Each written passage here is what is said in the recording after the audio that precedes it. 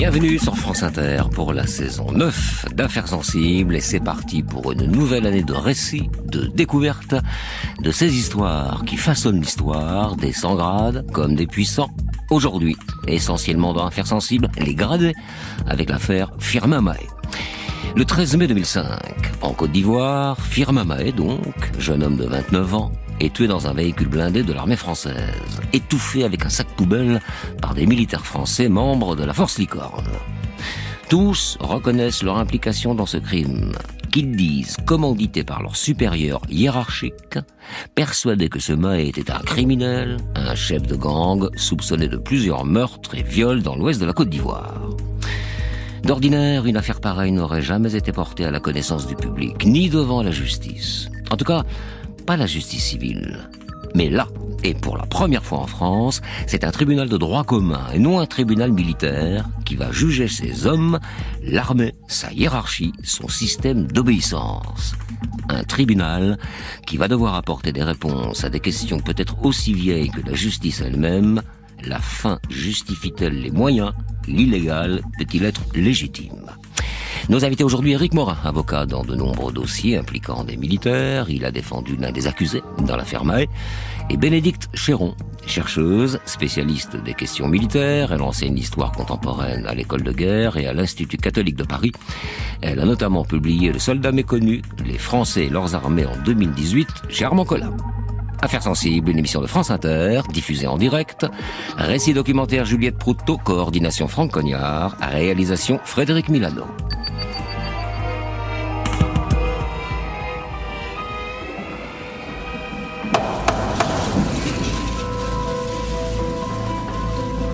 Sur le banc des accusés, en ce 7 décembre 2012, ils sont 4 à attendre le verdict. Ça fait des années qu'ils ont hâte de s'expliquer sur ce qui s'est passé 7 ans auparavant. Il y a d'abord le brigadier-chef Lionrifou Ben Youssouf, 25 ans au moment des faits. Ce natif de Mayotte, né d'une grande fratrie, s'engage dans l'armée pour subvenir aux besoins de sa jeune compagne et de sa mère. Ben Youssouf conduisait le véhicule blindé dans lequel Firmin Mahé a été tué. À ses côtés, le brigadier-chef Johannes Schneer, à peine plus vieux que son collègue. Il tente l'armée après une année de fac de sociaux, et c'est l'esprit de camaraderie qui le retient. Et le sport aussi. Schneer tenait Firmin Mahé pendant que l'adjudant-chef Guy Rogel lui passait le sac poubelle autour de la tête. Guy Rogel, donc, troisième homme de ce procès. Supérieur hiérarchique des deux autres, il est militaire par vocation. Son père, son grand-père, même sa femme est dans l'armée. Rogel, c'est un mec carré, comme le décrit un ami. C'est lui qui a tué Firmin Mahé. Ce meurtre, il l'a commis sur les ordres du colonel Éric Burgot. L'officier, 43 ans au moment des faits, est un catholique fervent, un homme d'honneur, qu'on dit juste et droit. Un homme qui, comme Ben Youssouf, Schneer et Rogel, fait l'unanimité auprès de ses collègues. D'ailleurs, si leur profil diffère, ces 4 hommes ont en commun un dossier militaire exemplaire, rempli de décorations et de félicitations. Ce 7 décembre 2012, ce quatuor exemplaire, donc, est pourtant jugé pour un meurtre. Le verdict tombe en fin de journée. Acquittement pour Ben Youssouf, sursis pour les 3 autres. Alors, la colère de la partie civile explose à la sortie de la salle d'audience, recueillie par nos confrères de France 24. Colère et consternation pour les proches de l'ancien adjudant-chef ivoirien Firmin Mahé après le verdict de la cour d'assises ce vendredi. C'est une parodie de justice. Ils ont reconnu avoir tué volontairement mon petit-oncle et aujourd'hui on les laisse en liberté. Vous trouvez ça normal? De son côté, l'avocat de la défense parle d'une décision juste qui a soulagé et satisfait son client. La cour d'assises leur a accordé des circonstances atténuantes extrêmement larges en considérant que la mission qui leur était confiée était une mission tout à fait exceptionnelle, à contexte exceptionnel, décision exceptionnelle. À contexte exceptionnel, circonstances exceptionnelles. En voilà une phrase bien énigmatique. Parce que, quelles sont au juste ces circonstances exceptionnelles qui justifient un verdict qu'on dit à tort ou à raison bien clément? Et puis, qu'est-ce que ces militaires faisaient exactement en Côte d'Ivoire? Quelle était leur mission? Pour comprendre cette affaire, il faut remonter un peu en arrière et d'abord revenir sur le contexte politique qui l'a fait naître. La Côte d'Ivoire a été une ancienne colonie française pendant près de 70 ans. Le pays acquiert son indépendance en 1960 grâce à l'ambition et la ténacité d'un homme, Félix Houphouët-Boigny. Fondateur du Parti démocratique de Côte d'Ivoire, il est l'homme fort, l'homme providentiel du pays. Il devient d'ailleurs le premier président de la Côte d'Ivoire et le restera pendant près de 30 ans. Et s'il incarne le miracle ivoirien, du nom qu'on a donné à la période de prospérité économique qu'a connue la Côte d'Ivoire entre les années 60 et 70, sa mort en décembre 93 signe la fin de la stabilité institutionnelle du pays. Henri Konan Bédié, ancien président de l'Assemblée nationale, achève alors le mandat du président-président et parvient, non sans difficulté, à se faire élire dans la foulée. La Côte d'Ivoire s'enfonce dans la crise quand l'ancien chef d'état-major Robert Gueye prend le pouvoir à la suite d'un coup d'État et dissout les institutions républicaines. Nous sommes le 24 décembre 1999. Dès le lendemain, la nouvelle fait l'effet d'une bombe, comme le relatent nos confrères de RFI.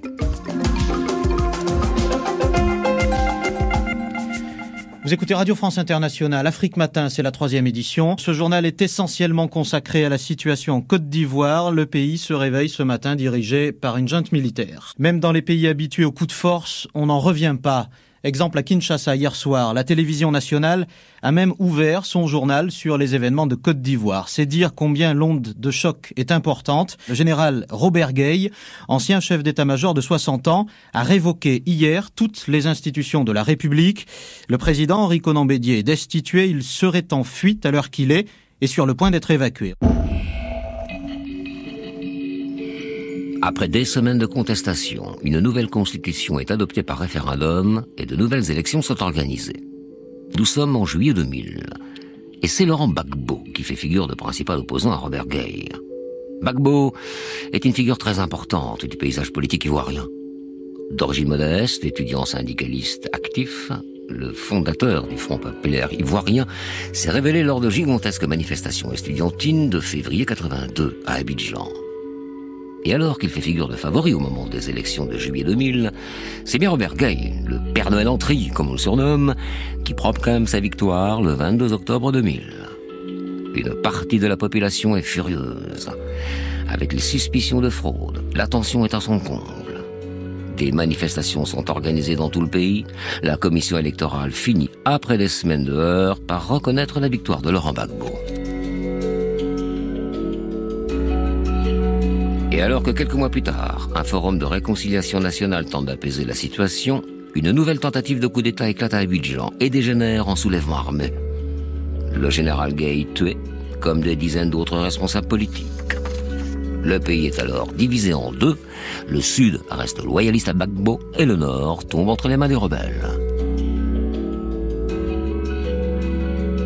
Et en septembre 2002, c'est le début de la force Licorne, à laquelle appartiennent les militaires Ben Youssouf, Schnir, Rogel et Burgo. Philippe Reltien, correspondant de France Inter en Côte d'Ivoire, résume les ambitions de cette opération. On est en train de s'installer dans la durée. Commandant la 11e brigade para à Toulouse, un légionnaire parachutiste, le général Bett, prend la direction de l'opération Licorne. La force française grossit, plus de 1000 hommes à commander. Le travail du général n'est pas simple. Les Africains ont demandé à la France de protéger la mission diplomatique de médiation qui doit rencontrer une délégation rebelle. La France doit aussi assurer le soutien logistique à l'armée de Côte d'Ivoire, lui fournir camions, vivres, transmissions. Enfin, il s'agit de préparer un balai de Transal pour amener 3000 soldats de l'ECOMOG, la force d'interposition africaine. Abidjan, Philippe Reltien, France Inter. Pour apaiser la situation, l'idée des forces politiques en présence concrétisée par les accords de Marcoussis, c'est de maintenir Laurent Gbagbo au pouvoir tout en instaurant la formation d'un gouvernement de coalition avec les rebelles. Un cessez-le-feu est donc conclu en mai 2003. Mais comme souvent, si l'idée est bonne, la mise en pratique est bien plus compliquée. La présence militaire française n'est pas bien aperçue. Les cicatrices laissées par l'ancien colonisateur sont loin d'être refermées. Et ainsi, 8 soldats français de la force d'interposition Licorne sont tués le 6 novembre 2004 à Bouaké, chef de rebelles, par un raid de l'aviation loyaliste. Le lendemain, des dizaines de manifestants ivoiriens sont tués par des balles françaises à l'hôtel Ivoire d'Abidjan. Selon le Comité international de la Croix-Rouge, ces tirs font près de 3000 blessés. La France est alors sommée de s'expliquer, accusée d'avoir délibérément tiré sur des civils, comme en témoignent les propos du colonel Guy Bipoint, chef de la gendarmerie ivoirienne, sur France Inter. Ces hommes ont commencé à tirer parce que selon lui, la foule, les manifestants, on n'arrivait pas, nous les gendarmes ivoiriens, on n'arrivait pas à les repousser comme il aurait voulu. Et donc il a donné l'ordre de tirer. Ce sont ces tirs-là qui ont tué beaucoup de manifestants et qui ont tué un de mes gendarmes. Et à aucun moment nous n'avons répliqué, à aucun moment la foule n'a tiré. Les tirs sont les faits des militaires français, dont certains étaient au pied de l'hôtel Ivoire avec moi et quelques-uns dans les étages de l'hôtel Ivoire, qui eux aussi de là-bas tiraient. C'est quand j'ai demandé avec insistance à Destremont, mais donner des instructions à vos hommes pour qu'ils lèvent les canons, que quelques-uns, qu'il a dit, qu'il a répercuté cette instruction, que quelques-uns ont levé les canons. Mais les tirs continuent encore, tirs tendus avec le FAMAS dans la foule. C'est pour ça qu'il y a eu justement beaucoup de blessés, beaucoup de tués. La réponse de la France ne se fait pas attendre par la voix de la ministre de la Défense de l'époque, Michel Alliot-Marie. Les soldats ont été amenés à tirer, il n'y avait pas moyen de faire autrement, dit-elle. Circulez. Le contexte, la situation politique dans laquelle évoluent les militaires français est donc particulièrement tendue.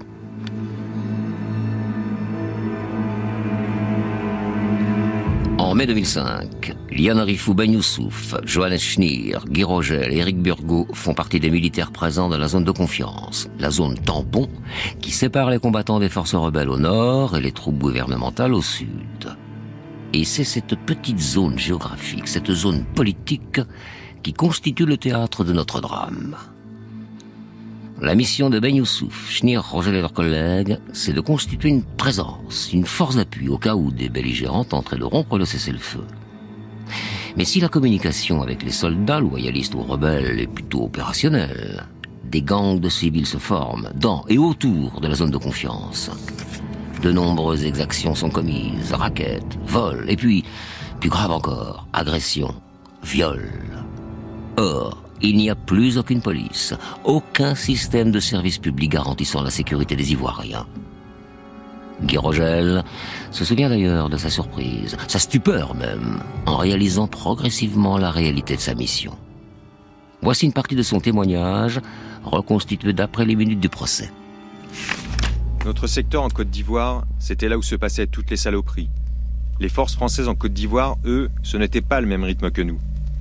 Du côté des pro-gouvernements, ils étaient tous les soirs en boîte, et ceux qui étaient au nord, ils allaient sur Internet, allaient au foyer tous les soirs boire un coup. Moi, j'étais soit en intervention, soit en train d'attendre la prochaine intervention, avec la peur que notre poste soit attaqué. On était derrière notre petit mur pourri, et on se demandait, s'ils viennent, allons-nous tirer ? On se disait qu'on allait peut-être être découpé à la machette. Voilà la réalité.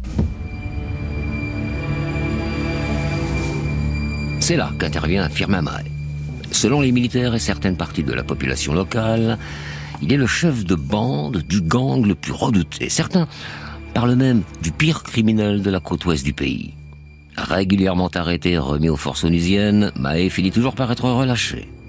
Rappelons que le système judiciaire est inexistant dans cette zone. À cette période alors, Mahé se cache, joue au chat et à la souris avec les militaires français.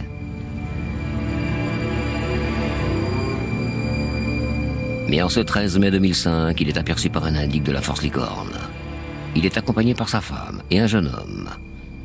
Alors le chef de patrouille sort du véhicule, s'approche du groupe et Firmin Mahé prend la fuite. Le militaire affirme avoir procédé à un tir de sommation en l'air. Mais Mahé a continué à courir, s'en est donc suivi un tir au sol pour intimider le fugitif. Tir qui par ricochet le blesse. Il parvient malgré tout à s'échapper. Mais pour quelques heures seulement, puisqu'une autre patrouille le retrouve un peu plus tard dans la soirée, agonisant sur le bord d'une route.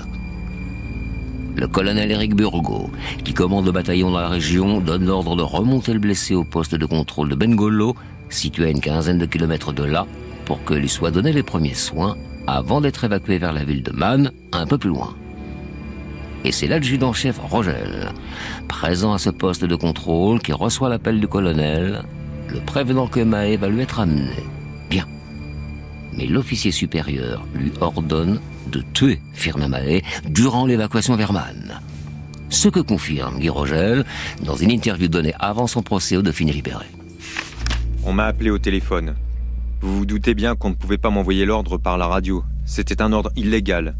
Il m'est dit « Vous l'évacuez sur le PC, à Man, en prenant bien votre temps ». Il y avait un ordre implicite derrière tout ça. J'avais besoin d'un ordre clair. Comprenant à demi-mot, je demande « Vous me confirmez bien que Mahé ne doit pas arriver vivant ?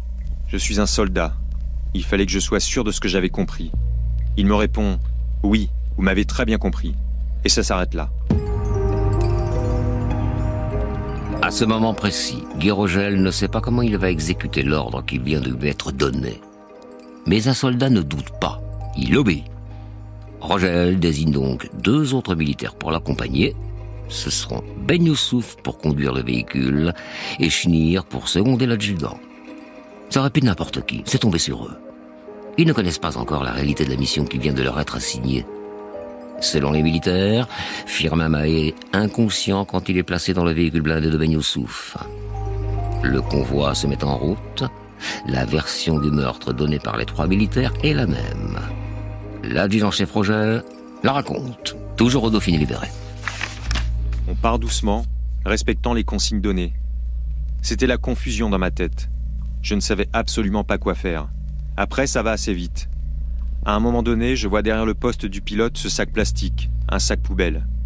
Et la seule chose qui me vient à l'esprit, c'est « Il est inconscient, je l'étouffe, il ne sentira rien, il meurt des suites de ses blessures, et je ne veux rien avoir à faire avec tout ça. » C'est une solution qui dégage tout le monde de toute responsabilité.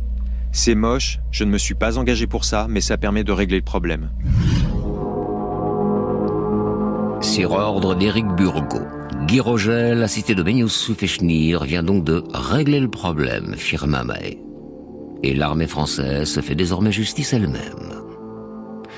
Une fois arrivé à Man, où les attend le médecin-chef, l'équipage décharge le prisonnier mort. Les 3 hommes repartent ensuite en sens inverse pour retourner à leur poste de contrôle. Durant le trajet, Guy Rogel dit à ses hommes « Ce qui a été fait a été fait. La mission continue. »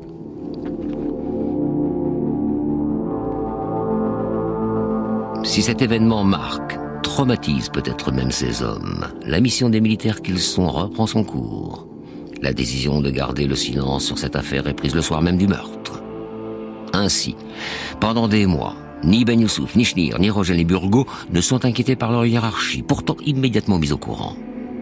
Guy Rogel dira « Ce qui a fait de nous de mauvais soldats, c'est que cette affaire soit sortie. » Ouais, parce que l'affaire commence en effet à fuiter à partir d'octobre 2005.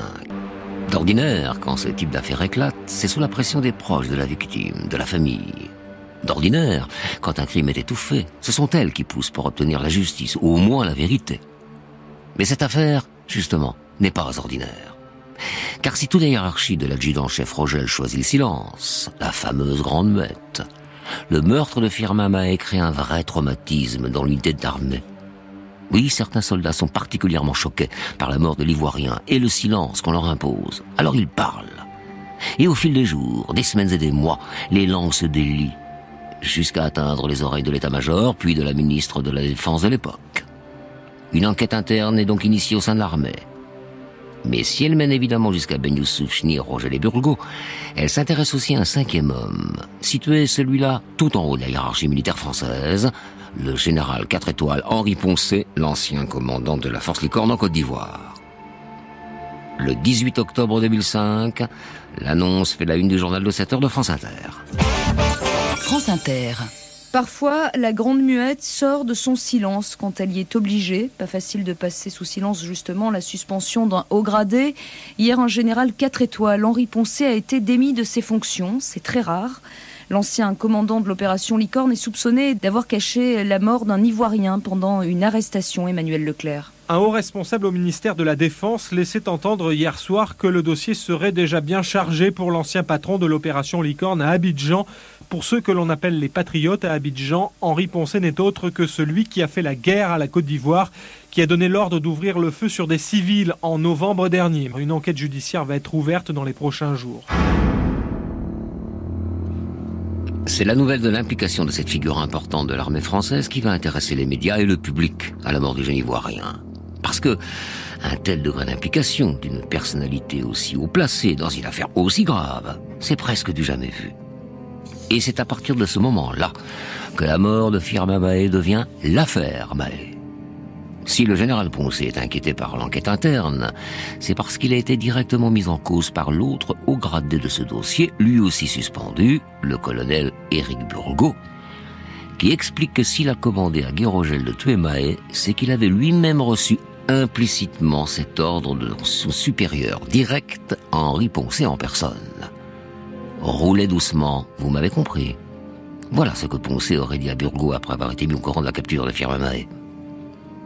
Mais à la différence de Ben Youssouf Chni, Rogel et Burgot, qui assument, eux, leur part de responsabilité, Henri Poncet nie. Lui qui est connu pour ses emportements en opération extérieure, pour un style de commandement très violent, très pousse au crime, selon les mots mêmes de son ancien adjoint en Côte d'Ivoire, s'offusque, dément et contre-attaque, ciblant notamment Éric Burgot, dont il parle comme d'un homme qui aurait souffert d'un décrochage du sens moral lié au stress de la mission et de l'empathie avec la population. Et ce n'est pas fini. L'affaire prend une autre dimension quand elle est commentée par Jacques Chirac lui-même, président de la République.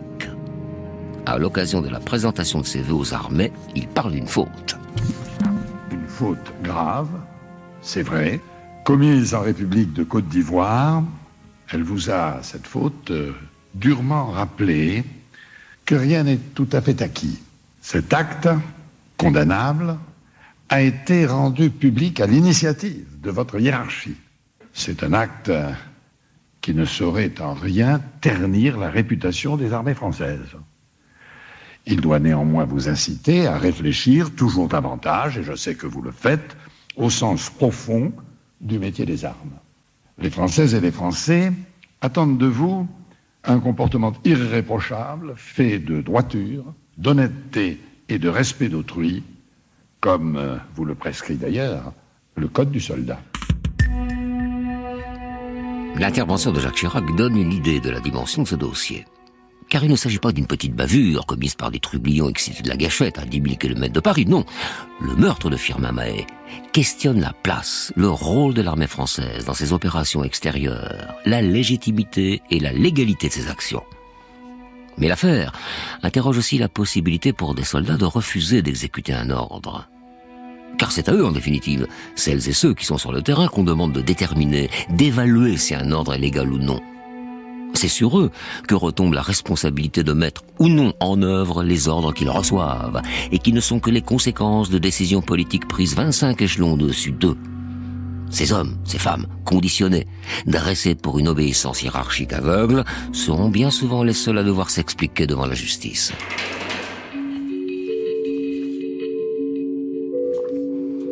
En juillet 2010, à la suite de l'enquête interne puis d'une instruction, le tribunal aux armées de Paris ordonne le renvoi devant une cour d'assises de Ben Youssouf Chni, Rogel et Burgot. Le plus haut gradé impliqué dans l'affaire, le général Poncet, le seul qui a nié toute implication, bénéficie d'un non-lieu. Peut-être était-il aussi l'homme qui en savait trop sur les méthodes de l'armée française en Côte d'Ivoire et qu'il serait peut-être inopportun de lui chercher des noises. Quoi qu'il en soit, il devra être entendu en tant que témoin durant le procès, qui s'ouvre en novembre 2012. Tous les médias sont présents, dont France Inter. France Inter, le 6-7. Grand angle ce matin sur un procès rarissime qui s'ouvre aujourd'hui devant la cour d'assises de Paris, le procès de 4 militaires français accusés du meurtre d'un civil ivoirien en 2005. Ces militaires appartenaient à la force Licorne, cette force chargée de faire respecter les accords de paix après la guerre civile entre le nord et le sud du pays. Sur ordre, un sous-officier avait tué en l'étouffant cet Ivoirien, présenté comme un coupeur de route qui terrorisait la population locale.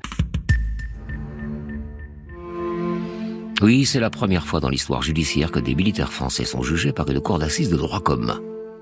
Et tout l'enjeu du procès n'est pas de déterminer la culpabilité des accusés, mais de saisir le contexte dans lequel le meurtre a été commis. Alors, est-ce que les circonstances peuvent modifier la façon dont la justice appréhende les coupables ? Eh bien oui et non. Oui, car pour bien juger, il faut comprendre. Et pour comprendre, il va falloir que les juges et les jurés s'immergent dans la réalité de la vie militaire. Et cette réalité, c'est notamment Guy Rogel qui va l'expliquer à la cour. Détenu 7 mois en préventive et jugé pour homicide volontaire, premier interrogé, il va devoir expliquer pourquoi il a accepté de suivre un ordre qui peut légitimement être considéré comme étant manifestement illégal. Car il existe une règle pour tous les soldats, celle de refuser les ordres manifestement illégaux. Justement, une sorte de clause de conscience appliquée aux militaires. Mais pour l'ancien adjudant-chef, c'est loin d'être aussi simple que ça. Le militaire assume, comme l'atteste une partie de ses propos tirés des comptes rendus d'audience.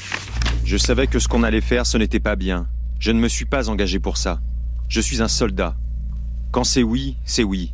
Quand c'est non, non. J'aurais pu désobéir. Mais je savais qu'en remplissant cette mission, je pouvais sauver des vies. Après la mission, oui, j'étais satisfait. Vous avez vu les photos ? J'étais soulagé que cet homme ne fasse jamais plus de victimes. C'est facile de parler de ça aujourd'hui, au chaud.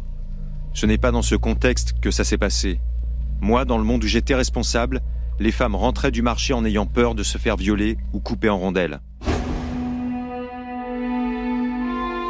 Puis vient le tour du colonel Bourgault. Sa voix est suave. L'officier supérieur explique la position qui était la sienne le 13 mai 2005. La journée du 13, c'est un combat de valeurs. Il y a la légitimité, la légalité. Il fallait faire des choix parce que toutes les valeurs ne vont pas ensemble. Éliminer Firmin Mahé, c'était la moins pire des solutions, dit-il. Le confort, c'est de pouvoir choisir entre le bien et le mal. Ce n'est pas celui d'un soldat. Éric Burgot évoque également sa lâcheté de ne pas s'être opposé à un ordre, celui du général Poncet. Oui, sa lâcheté vis-à-vis de Guy Rogel aussi, à qui il n'arrive même pas à donner le mode opératoire à suivre. Comment le tuer, lui dit-il. Débrouille-toi. Mais la question reste entière. Comment des militaires ont-ils pu en arriver là ? C'est tout le propos de l'avocate générale, Annie Grenier. Dans son réquisitoire, elle s'interroge et dit « Mais enfin, comment un colonel, comment cet homme-là a-t-il pu donner un tel ordre ? Comment Rogel, avec ses plus de 20 ans dans l'armée, a-t-il pu l'exécuter ? On essaie de nous dire qu'il n'y avait pas d'autre solution, mais bien sûr que si. Et c'est parce qu'il existait d'autres solutions, parce que la contrainte n'était pas irrésistible, que la magistrate demande la prison ferme, 5 ans, à l'encontre des accusés principaux, Burgot et Rogel. Elle réclame des condamnations pour l'exemple, pour tous les autres militaires, car il y a des fois où il faut réfléchir, des fois où il faut désobéir, dit-elle. Les jurés seront plus cléments. La faute aux circonstances, certainement. Mais si tous les accusés sont ressortis libres du tribunal, car tel fut le verdict, aucun n'a réintégré l'armée. Inter.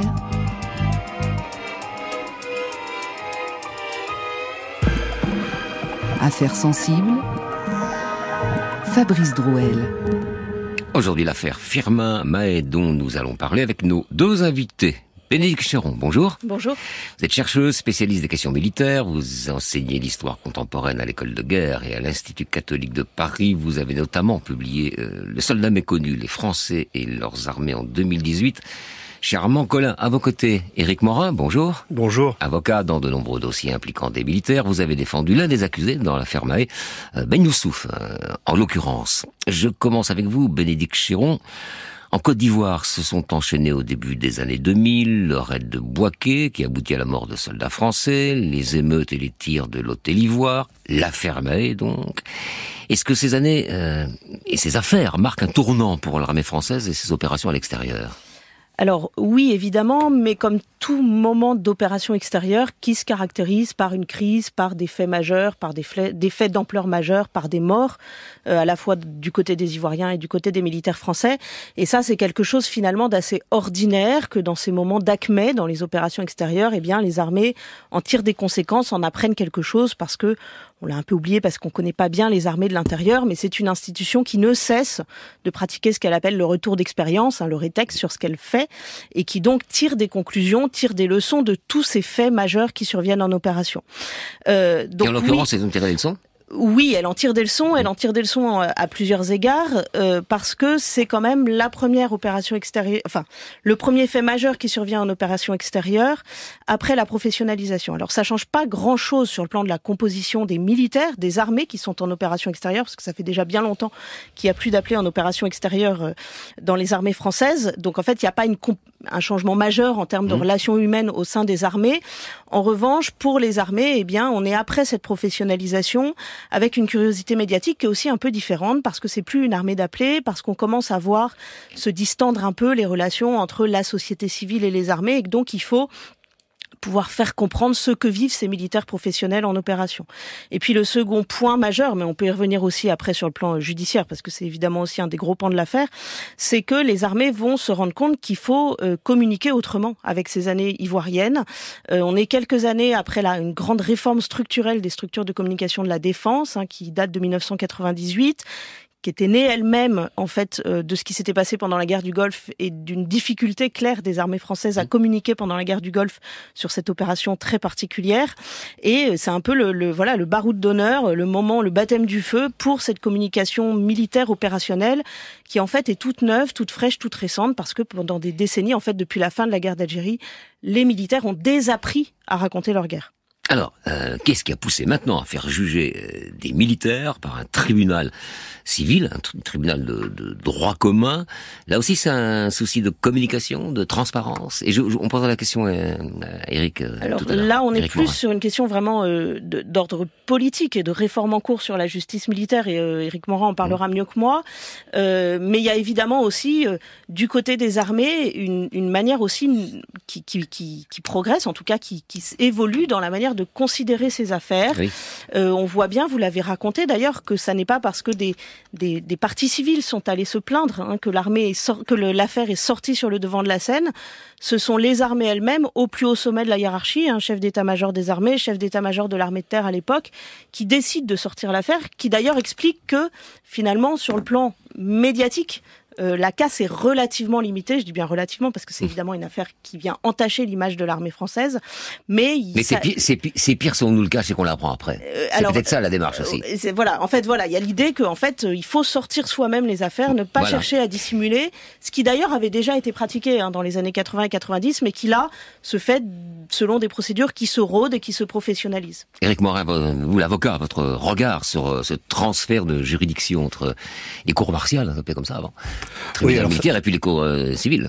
Oui, alors il y a eu pendant près de 11 ans un tribunal qu'on appelait le tribunal aux armées de Paris, qui a été créé en 1999 et qui a été dissous au 1er janvier 2012, c'est-à-dire 9 mois avant cette affaire qui passe devant la cour d'assises de Paris. Ce tribunal aux armées de Paris qui siégeait caserne de Reuilly à Paris dans le 12e arrondissement était compétent pour juger de tous les actes commis contre des militaires français en opération extérieure ou par des militaires français en opération extérieure.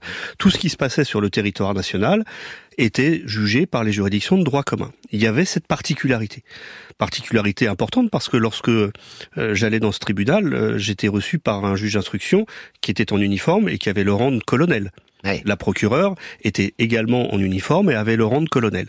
Mais lorsque les militaires français étaient jugés par ce tribunal, ils étaient jugés par des magistrats détachés du tribunal judiciaire de Paris, qu'on appelait à l'époque le tribunal de grande instance. Seul restait en uniforme à l'audience la procureure. Et puis en 2012, sans doute pour des raisons de budget, parce que la caserne de Reuilly appartenait à l'armée et a fait l'objet d'une vente immobilière, on a supprimé cette juridiction. C'est bien dommage, parce qu'elle avait sa particularité, elle avait son expertise, et c'était des juges qui avaient l'habitude de ces dossiers, et c'est revenu dans le pot commun. Et 9 mois après, on a la cour d'assises de Paris qui est... L'instruction de l'affaire Mahé a eu lieu au tribunal aux armées de Paris, mais la loi ayant changé, on passe devant des juges normaux avec des jurés et des juges classiques du tribunal judiciaire. Pour l'opinion publique, j'imagine que c'est positif qu'il n'y ait plus ces fameux tribunaux d'exception et que les militaires soient des justiciables comme les autres. Oui, non, mais vous avez toujours un petit peu cette particularité, d'ailleurs, qui est dans le code de justice militaire lié au secret défense, qui peut parfois être opposé. Sans doute que c'était une bonne réforme. Moi, je regrette un petit peu ce tribunal aux armées, mais c'est vrai que en termes de publicité, et c'est vrai qu'il y avait personne dans ces audiences, que c'était sans doute bien pratique pour l'armée qui est personne. Lorsque ça retourne au tribunal ou à la cour d'appel de Paris, évidemment le procès est bien plus public, et on a pu le voir dans le dossier Firmin Mahé. Et ça nous éloigne des images des Sentiers de la Gloire, par exemple, où on voit ces tribunaux militaires absolument sans pitié. C'est presque un espace de non-état de droit, finalement. Et donc là, ce transfert-là, d'un point de vue démocratique, quand même, il a une valeur, je trouve. Oui, et puis je pense qu'il a été fait aussi pour des raisons de moyens, comme à peu près toutes les réformes de justice d'hier. Dans tous les domaines. D'hier et d'aujourd'hui, et pas que dans les domaines de justice. Il n'empêche que, oui, il y a c'était la première fois depuis la guerre d'Algérie que des officiers de l'armée française étaient jugés pour crime.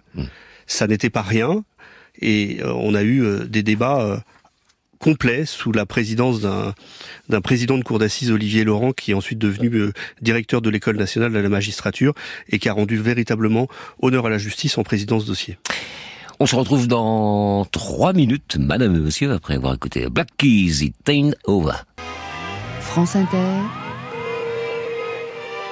Affaires sensibles, Fabrice Drouel.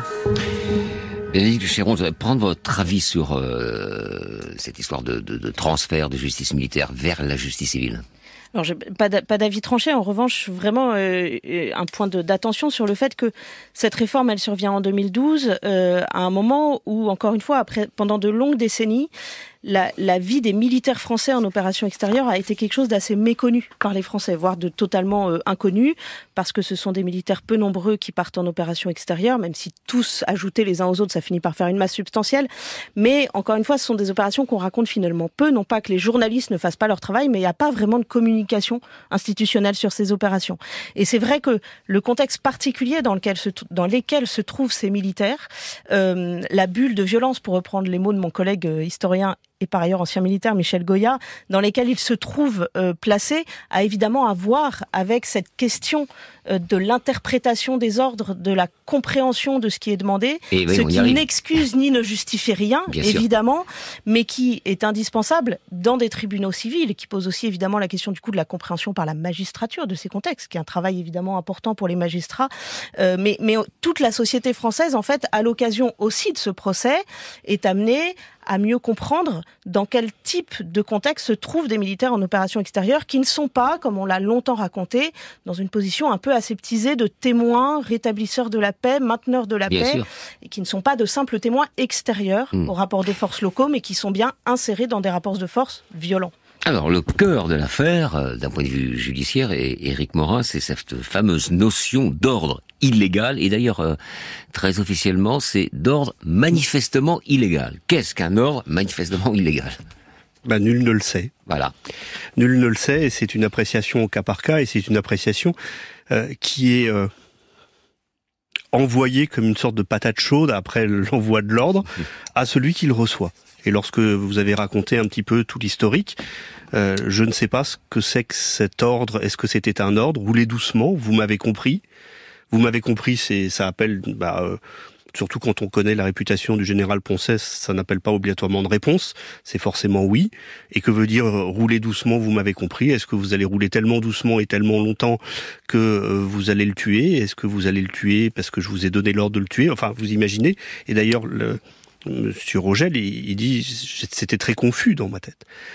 Cette bulle de terreur, ce climat de terreur dont parlait Bénédicte Chéron, il est évidemment au cœur de l'appréciation qui a été celle de la cour d'assises de Paris. Vous avez rappelé qu'on est quelques mois, une poignée de mois après l'attentat de Bruecket, 9 morts chez les militaires français, et on est aussi dans des massacres qui sont quotidiens et particulièrement violents au sein des populations civiles, dont la force Licorne a justement la mission de protéger. Ouais. Vous mettez tout ça en balance avec un ordre qui était illégal. L'était-il manifestement ? Moi, je ne suis pas à la place de l'adjudant Rogel. Et puis, vous avez a posteriori une sorte de contexte d'état de nécessité, puisque après la mort de Firmin Mahé, les massacres ont cessé. Tiens donc. Et lorsque l'adjudant Rogel dit « j'étais tiraillé entre le légitime et le légal », mais en même temps je me disais que j'allais éviter d'autres morts, évidemment que cette balance, qui est le symbole aussi de la justice, ça a été tout le sens des débats devant la cour d'assises. Mais au départ, il y a crime de guerre, puisque à la guerre on tue pour se défendre, parce que si c'est pas nous, c'est pas l'autre, c'est nous qui passons. Ça c'est l'acte de guerre. Mais quand on tue quelqu'un qui est sans défense, comme tuer des prisonniers, on est dans le crime de guerre. Donc au départ, il pourrait y avoir cette réflexion-là et ce système de défense-là. C'est toute la difficulté de la définition du crime de guerre et de qui est le belligérant en face. Lorsque vous avez un coupeur de route, chef de gang, comme vous l'avez rappelé, et que la mission est de protéger les populations civiles, est-ce qu'il devient à ce moment-là un ennemi sur lequel j'ai un droit de vie et de mort, puisque je suis soldat?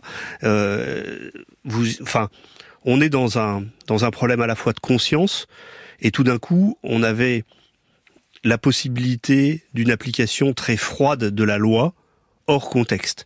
Et c'est évidemment ce contexte qui a été pris en compte par la cour d'assises. Bénédicte Chiron, est-ce qu'un soldat peut... Quel est le risque pour un soldat qui refuse un ordre? On connaît bien cette situation. L'armée, on donne un ordre, on l'applique, c'est la discipline et c'est la condition sine qua non pour qu'une armée puisse être opérationnelle. Normalement, un militaire peut refuser un ordre qui va de manière évidente contre la loi française, contre la loi qui s'applique à lui-même et contre sa conscience, dans la mesure où il a accepté de s'engager dans une institution qui renverse l'ordre moral ordinaire. Et c'est ce dont il faut bien avoir conscience. Toute la particularité dans une armée qui émane d'une nation démocratique, qui répond à un état de droit, c'est qu'en fait on demande à des gens de faire, au nom de l'ensemble des citoyens, de poser des actes qui vont contre l'ordre moral ordinaire, puisqu'on leur demande de s'entraîner à faire quelque chose qui est formellement interdit, c'est-à-dire tuer son prochain, en quelque sorte. Si je simplifie le débat à l'extrême. C'est très clair. Donc on voit bien qu'on est face à un nœud philosophique presque, qui est insoluble et auquel je ne trancherai pas derrière un micro dans un studio de radio. C'est d'autant plus insoluble, les gens profitent pour faire une toute petite mise en perspective historique, qu'on voit bien que ces militaires français pendant l'opération Licorne, et vous l'avez aussi très bien raconté, se trouvent déjà dans ce qu'on appelle la guerre informationnelle, la fameuse guerre hybride dont on nous rabâche un peu les oreilles en ce moment, mais qui existe. Et en fait, eux-mêmes sont soumis à cette guerre informationnelle, sont soumis à des flux d'informations. Ça n'est pas quelque chose de nouveau sur les théâtres d'opération, qui les place aussi dans des situations d'interprétation des situations qui sont extrêmement complexes. On appelle aujourd'hui la guerre cognitive, et qui en fait existe déjà pendant l'opération Licorne, comme elle existait déjà il y a plusieurs décennies. Donc on voit bien qu'on est dans des situations insolubles, et à l'arrivée, effectivement, il y a une question cruciale, qui est une question de conscience pour les militaires, et on voit bien que tout l'enjeu pour une armée émanant d'une nation démocratique répondant à un état de droit, c'est effectivement de veiller à ce qu'il y ait un cadre déontologique suffisamment solide pour que l'exercice de cette conscience soit encore possible ultimement, y compris au moment le plus grave de la vie des militaires. Éric Morin, vous voulez ajouter quelque chose? Oui, moi j'ai souvenir de ces 4 militaires dans le box de la cour d'assises de Paris. Ils tergiversaient pas. C'est pas qu'ils étaient droits dans leurs bottes, c'est qu'ils disaient simplement ce qui s'était passé sans essayer d'effacer leurs responsabilités et en disant, regardez la chaîne de commandement, il y a eu un ordre. Est-ce qu'il était manifestement illégal? Je n'en sais rien. Mais en tout cas, certains commentateurs ont parlé d'hommes d'honneur. Peut-être que c'était une sorte d'oxymore de les voir à la fois accusés et qualifiés ainsi, mais il n'empêche qu'ils étaient dans une sorte de vérité des choses, et que il y a eu l'irruption de la guerre dans une cour d'assises. Ça n'est pas si souvent cette cour d'assises des malheurs qui voit des meurtres, des viols, qui ne voit que de la douleur, mais la guerre c'est autre chose. Le bruit de la guerre, disait Malraux, c'est le bruit de la mort. La destruction, évidemment. Comment, Ben Youssouf, votre client, avec qui vous avez beaucoup parlé, évidemment, en tant que tel, c'était quoi sa psychologie? Comment il a réagi? C'était quoi ses paroles?